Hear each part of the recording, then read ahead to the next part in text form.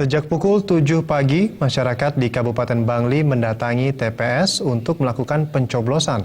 Pasangan calon yakni Paket Gita, Imade Gianyar, dan Sang Nyoman Sedana Arte telah melakukan hak pilihnya di masing-masing TPS yang berbeda. Calon Bupati Bangli, Imade Gianyar melakukan pencoblosan di TPS 1 Banyar Bunutin, Desa Bunutin, Kecamatan Kintamani, Bangli.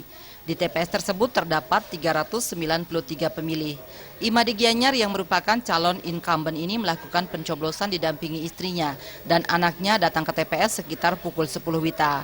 Saat Paket Gita ini melakukan pencoblosan, TPS sudah nampak sepi karena masyarakat telah lebih awal melakukan pencoblosan. Imade Gianyar mengatakan sangat berterima kasih kepada masyarakat Bangli yang telah melakukan pencoblosan sehingga sampai saat ini berlangsung lancar. Masyarakat sudah dewasa, sudah cerdas, sudah menggunakan hak pilihnya berdasarkan pikirannya, berdasarkan hati nuraninya. Apapun bentuknya nanti hasilnya, segala sesuatu dalam hidup ini, ide Sang Yang Widi Wasa lah yang menentukan. Sementara itu, Wakil Calon Bupati Bangli nomor urut 1, Sang Nyoman Sedana Arte sejak pukul 8:10 datang ke TPS 2 Banyar Sulahan, Desa Sulahan, Kecamatan Susut, Bangli dengan jumlah pemilih 532 pemilih dengan laki-laki sebanyak 265 dan perempuan 267 pemilih. Nyoman Sedana Arte didampingi istri Sang Ayu Nyoman Sariasi.